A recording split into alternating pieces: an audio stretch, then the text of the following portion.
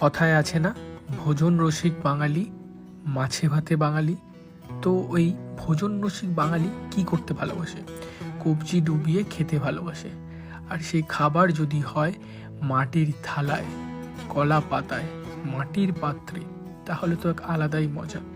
তো আজকে আমি এমনই এক থালি নিয়ে এসেছি, বাঙালি থালি, যেটা আপনারাই বলবেন আদর্শ কিনা।